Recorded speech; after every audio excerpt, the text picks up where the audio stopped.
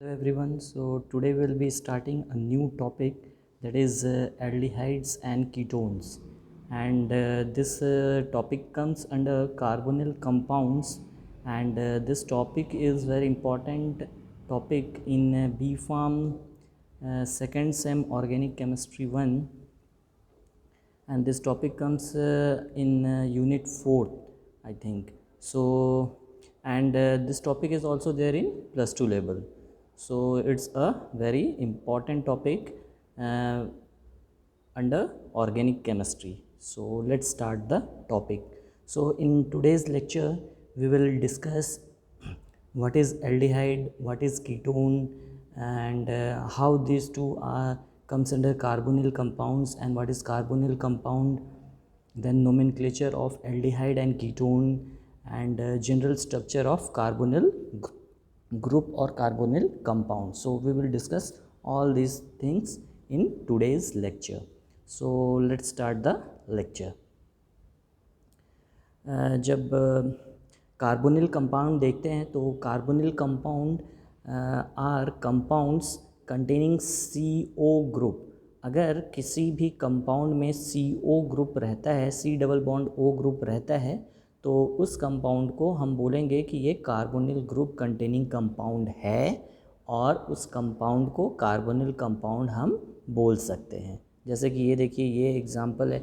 यहाँ पे देखिए ये एल्डिहाइड है और इसमें ये CO ग्रुप प्रेजेंट है, तो ये बोल सकते हैं कि ये कार्बोनिल कंपाउंड है. उसी तरह यहाँ पे देखिए CO ग्रुप है, ये कीटोन है, इसमें भी ये C double bond O group है, तो इसको हम बोल सकते हैं ये कार्बोनिल कंपाउंड है. Okay, so carbonyl compounds are compounds containing C double bond O group. Aldehydes and ketones are two major examples of carbonyl compound. तो ये जो एल्डिहाइड और कीटोन होते हैं, ये दो बहुत अच्छे एग्जाम्पल हैं कार्बोनिल कंपाउंड्स के. अब जैसे ये हो गया एल्डिहाइड, ये हो गया कीटोन, और इन दोनों में ही देखिए C double bond O group present है. इसका मतलब ये दोनों ही एग्जाम्पल हैं कार्बोनिल कंपाउंड के. उसके बाद नेक्स्ट एक पॉइंट है कि अगर, अब देखिए ये कीटोन में, अब ये एल्डिहाइड में तो एक R है और एक H है जो कि C से अटैच्ड है, कार्बोनिल ग्रुप का जो कार्बन है उससे अटैच्ड है. बट कीटोन में जो कार्बन है उससे दो अल्काइल ग्रुप अटैच्ड रहते हैं, एक R है और एक R डैश है. अगर ये R और R डैश अगर दोनों सेम रहते हैं, if R and R dash are same, then it is called as simple ketone. तो अगर R और R डैश कीटोन के केस में सेम रहते हैं तो हम उसको बोलेंगे सिंपल कीटोन, और अगर ये R और R डैश अलग अलग रहते हैं, डिफरेंट रहते हैं, तो उसको बोला जाएगा मिक्स्ड कीटोन. ठीक है, तो कीटोन दो टाइप का हो गया, एक हो गया सिंपल कीटोन, एक हो गया मिक्स्ड कीटोन. सिंपल कीटोन का मतलब हो गया कि जिसमें जो कार्बोनिल ग्रुप का जो कार्बन है, तो वो अगर उससे अटैच दो R और R डैश है, अगर वो सेम है तो वो सिंपल कीटोन में आ जाएगा, कैटेगरी में आ जाएगा. और अगर ये R और R डैश जो हैं वो डिफरेंट हैं एक दूसरे से, तो वो मिक्स्ड कीटोन के अंदर आ जाएगा. ठीक है, तो ये हो गया एल्डिहाइड और कीटोन, इसे बोलते हैं.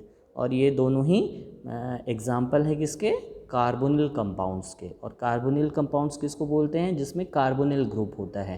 कार्बोनिल ग्रुप मतलब C double bond O group होता है. ठीक है, नेक्स्ट अब नोमेनक्लेचर देखते हैं. तो सबसे पहले नोमेनक्लेचर हम लोग एल्डिहाइड का देखते हैं.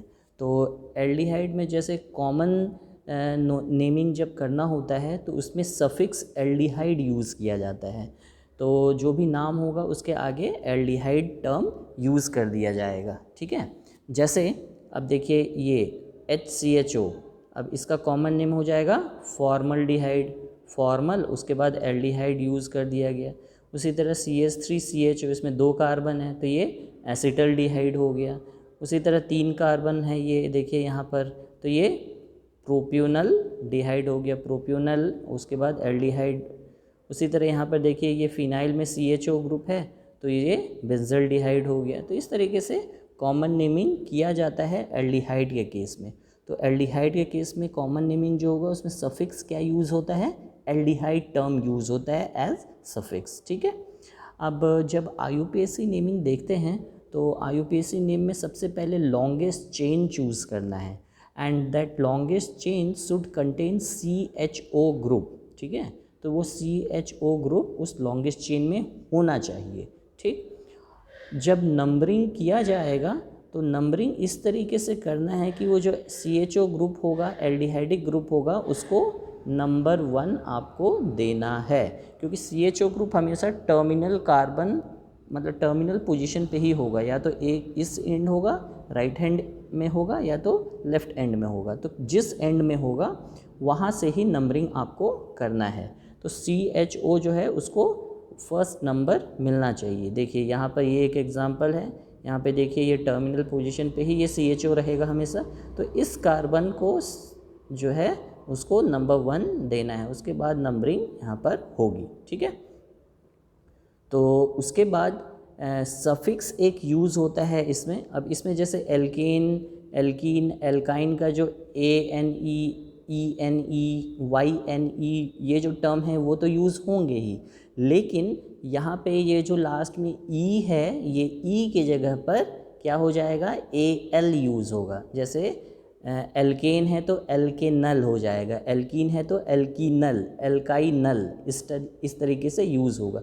अब जैसे मीथेन है, अब मीथेन में अगर जैसे एक कार्बन वाला है, अब जैसे HCHO, अब जैसे ये वाला HCHO, इसमें एक कार्बन है, तो नॉर्मल इसमें एल्केन वाला जो टर्म यूज़ होगा वो मीथेन। तो मीथेन में टर्म, जो लेटर है उसको हटाइए और उसके जगह पे AL यूज़ कीजिए, तो मीथेनल हो जाएगा, इसलिए इसका IUPAC नेम हो गया मीथेनल, ठीक। उसी तरह अगर 2 कार्बन है तो क्या होगा, इथेन, इथेनल, ठीक। उसी तरह 3 कार्बन है तो प्रोपेनल, और ये आपका फिनाइल ग्रुप में CHO है तो ये बेंजीन कार्बल डिहाइड इसका नाम हो जाएगा। अब यहाँ पर जैसे ये देखिए एक चेन है, इस चेन में नंबरिंग यहाँ से स्टार्ट होगा क्योंकि CHO ग्रुप यहाँ पर, इसको हमेशा फर्स्ट नंबर देना है। अब नंबरिंग जब करते हैं तो नंबरिंग इस तरीके से करना है कि CHO नंबर 1 पे आएगा, और उसके बाद जो सब्सटीट्यूएंट अगर प्रेजेंट है तो उसका पोजीशन आपको डिफाइन करना है। तो यहाँ पे 3rd पोजीशन पे मिथाइल ग्रुप है, तो 3 मिथाइल, और फिर ये 4 कार्बन वाला चेन है तो ब्यूटेन और AL, ब्यूटेनल, तो 3 मिथाइल ब्यूटेनल, इस तरीके से इसका नाम हो जाएगा, ठीक है। अब जैसे ये एक बेंजल्डिहाइड जो था, इसका IUPAC नेम अगर हम देखेंगे तो अब ये फिनाइल को अगर सब्सटीट्यूएंट मान लेते हैं तो मेन चेन CHO हो जाएगा, और CHO जो है वो फर्स्ट पोजीशन हम देंगे। तो यहाँ पे फिनाइल अगर हम बोले तो फिनाइल मिथेनल भी हो सकता है, ठीक है। तो इस तरीके से हम नाम देंगे, बट वो उतना कॉमन नहीं है, वो फेमस नेम नहीं है, इसलिए ये बेंजीन कार्बल डिहाइड यहाँ पर यूज़ होता है इसके लिए।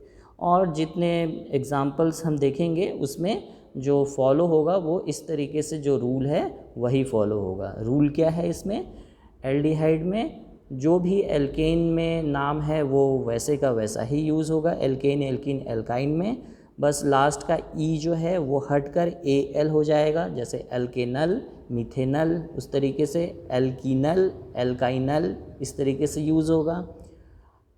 अगर लॉन्गेस्ट मतलब लंबा चेन है अगर स्ट्रक्चर में, तो नंबरिंग जो होगी वो लॉन्गेस्ट चेन पहले चूज़ करना है, और लॉन्गेस्ट चेन कैसे चूज़ करेंगे, जिसमें CHO ग्रुप जो है वो उस चेन में आना चाहिए, और CHO जो है उसको लीस्ट नंबर मिलना चाहिए, मतलब फर्स्ट नंबर मिलना चाहिए। तो इस तरीके से नंबरिंग किया जाता है।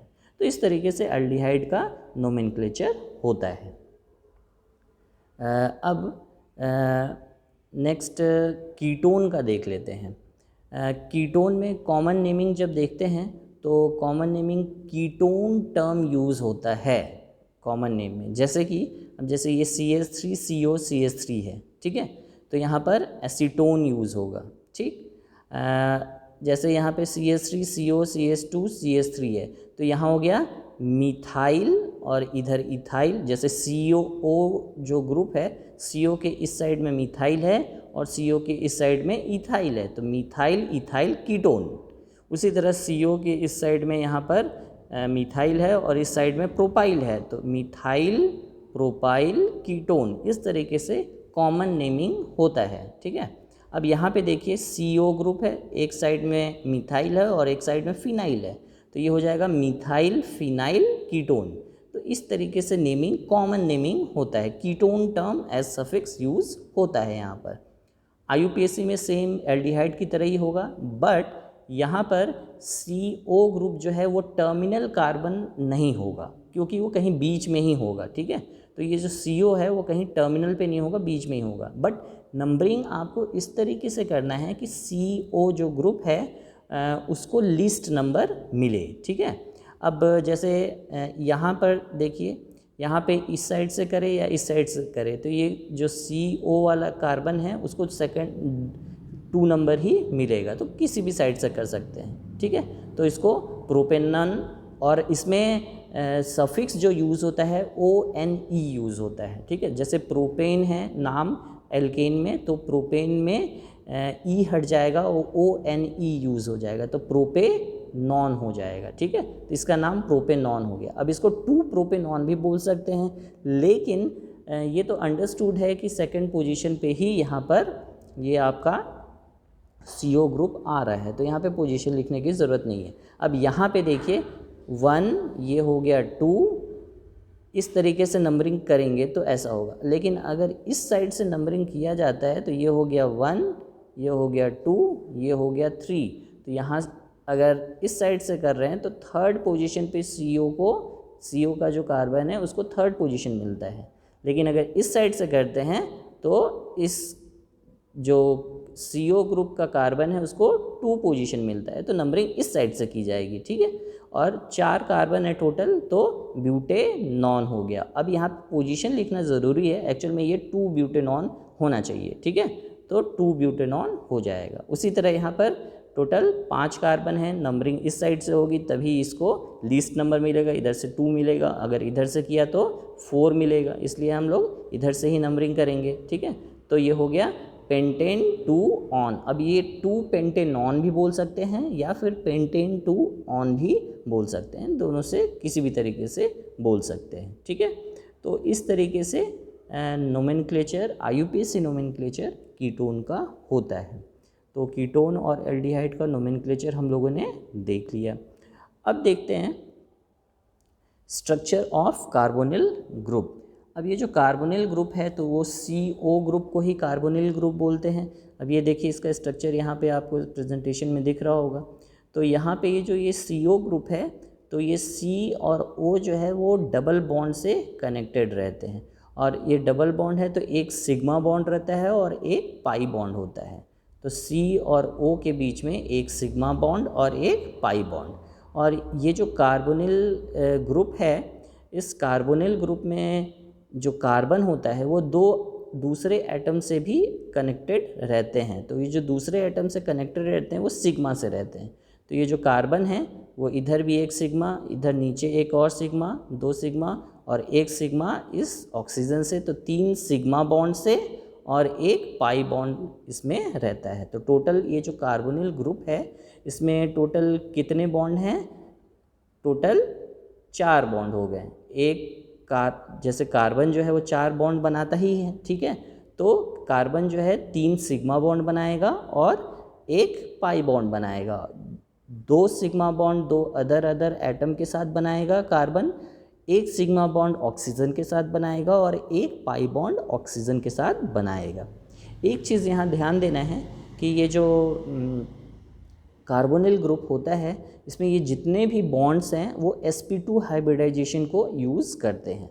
अब sp2 हाइब्रिडाइजेशन को यूज़ करेंगे इसका मतलब प्लेनर कंपाउंड होंगे। तो ये जो CO ग्रुप है, कार्बोनिल ग्रुप है, ये प्लेनर होते हैं। अब प्लेनर होंगे तो ये जो देखिए ये C डबल बॉन्ड O और ये R और R डैश कीटोन के केस में, या फिर H और R ये एल्डिहाइड के केस में, तो ये जो एंगल होगा ये एंगल यहाँ पर 120 का बनता है। R मतलब ये सभी बॉन्ड के बीच का एंगल जो है वो 120 ही बनता है क्योंकि प्लेनर है। ठीक है, और 3 बॉन्ड दिखते हैं आपको, एक ये डबल बॉन्ड दिख रहा है और एक सिंगल इधर और एक सिंगल नीचे। ठीक है, तो ये 120 एंगल बॉन्ड एंगल ये बनाते हैं। तो ये चीज़ कार्बोनिल ग्रुप में ये ऑब्ज़र्व किया जाता है। और क्या ऑब्ज़र्व किया जाता है? और ये ऑब्ज़र्व किया जाता है कि जैसे ये जो CO ग्रुप है, ये 2 फॉर्म इसके रेजोनेंस फॉर्म होते हैं। अब ऐसा क्यों होता है? वो इसलिए होता है क्योंकि देखिए ये कार्बन और ये ऑक्सीजन, और कार्बन और ऑक्सीजन में ऑक्सीजन जो होता है वो ज़्यादा इलेक्ट्रोनेगेटिव होता है कार्बन से। अब ऑक्सीजन ज़्यादा इलेक्ट्रोनेगेटिव है, इसका क्या मतलब है? इलेक्ट्रोनेगेटिव है तो इलेक्ट्रॉन को अपनी तरफ लेता है। तो ये जो डबल बॉन्ड है, तो जो ये एक बॉन्ड है उस बॉन्ड में 2 इलेक्ट्रॉन होंगे, तो ऑक्सीजन अपना इलेक्ट्रॉन तो अपने ही पास रखता है, एक ये जो कार्बन का इलेक्ट्रॉन है वो अपनी तरफ लेने की कोशिश करता है। तो जब अपनी तरफ लेने की कोशिश करेगा तो ऑक्सीजन के पास क्या है? नेगेटिव चार्ज आ जाएगा। अब देखिए यहाँ ये डबल बॉन्ड था, ये एक बॉन्ड टूटा, और वो बॉन्ड टूटने से क्या हुआ? कार्बन का जो इलेक्ट्रॉन था वो ऑक्सीजन ने ले लिया, तो ऑक्सीजन को नेगेटिव चार्ज आ गया और कार्बन को पॉजिटिव चार्ज आ गया। ठीक है, तो ये एक रेजोनेंस स्ट्रक्चर बनता है, और एक ये स्ट्रक्चर तो है ही। तो 2 इसके रेजोनेंस हाइब्रिड स्ट्रक्चर बनते हैं। और ये क्यों बन रहा है? Because oxygen is more electronegative as compare to this carbon, और इसकी वजह से ये जो कार्बोनिल ग्रुप होते हैं ये पोलर होते हैं। ठीक है, ये पोलर नेचर के होते हैं, 2 अलग अलग पोल्स यहाँ पर बन रहे हैं। ठीक, तो ये कार्बोनिल ग्रुप जो है उसमें उसके स्ट्रक्चर में ये सारे पॉइंट्स जो हैं वो देखने और रिमेंबर करने लायक हैं। ठीक, अब तो आज के लेक्चर में फिर इतना ही। अब नेक्स्ट जो पार्ट आएगा इसका, उसमें हम लोग synthesis of aldehydes and ketones discuss करेंगे, then physical property, chemical properties discuss करेंगे। ठीक है, तो थैंक यू वेरी मच।